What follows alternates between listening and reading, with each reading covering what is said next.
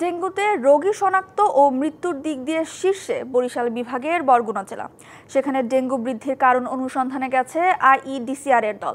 এ নিয়ে বিস্তারিত জানাতে হাসপাতাল থেকে সরাসরি যুক্ত হচ্ছেন সহকর্মী মালিক মিঠু। মিঠু, হাসপাতালে নতুন কতজন রোগী ভর্তি হলো, আমাদের বিস্তারিত জানাবেন। জি, আপনাকে ধন্যবাদ। আসলে বরগুনা একটি মহামারীর আকারে ধারণ করেছে আসলে বরগুনা ডেঙ্গুর প্রকোপ। এই মুহূর্তে আসলে হাসপাতালে গত 24 ঘন্টায় 82 জন আসলে ডেঙ্গু রোগী আসলে ভর্তি হয়েছে এবং শনাক্ত হয়েছে। এছাড়া এই হাসপাতালে ভর্তি রয়েছে 233 জন।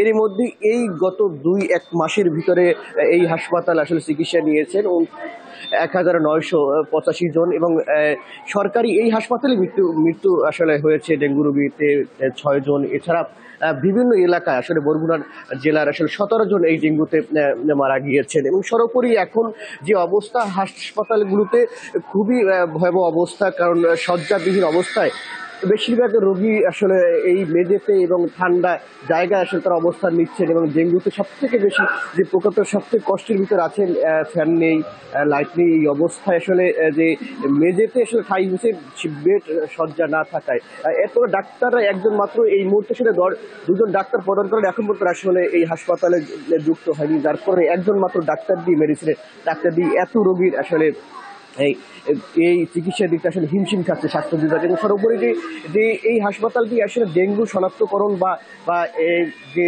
সিবিসি বা টেস্টের জন্য যে পর্যাপ্ত কিট না থাকা কিন্তু এখানকার কালার এক্সপার্ট, জর্জ স্যাপ এবং মাইল্ড অন হ্যান্ডস টেকনোলজি সমৃদ্ধ অরিক্স ক্রিস্টাল ওয়াশ আপনার যে রোগীরা রয়েছেন তারা কিন্তু বাইরে থেকে আসলে সব ধরনের প্রশিক্ষণ দিতে বাধ্য হচ্ছেন বা নিতে বাধ্য হচ্ছেন। সর্বোপরি যে ডেঙ্গুর যে অবস্থা, এবং গতকালকে একটি আইডিসিআর একটি টিম এসেছিলেন এবং 6 জনের একটি টিম এসেছিলেন, এসে রোগীদের সাথে এবং বরগুনার বিভিন্ন স্থান আসলে পরিদর্শন করেছেন। এখানকার তারা প্রাথমিকভাবে যেটা জানিয়েছেন যে রোগী বা এত ডেঙ্গুর যে প্রকোপ বাড়ার মূল কারণ হচ্ছে যে বর্ষার পানি মজুতকরণ এবং বিভিন্ন জায়গায় এবং অপরিষ্কার এবং পৌরসভার উদাসীনতার কারণেই এই ডেঙ্গুর প্রকোপটা এত বৃদ্ধি পেয়েছে, বিশেষ করে এই শহর অঞ্চলে।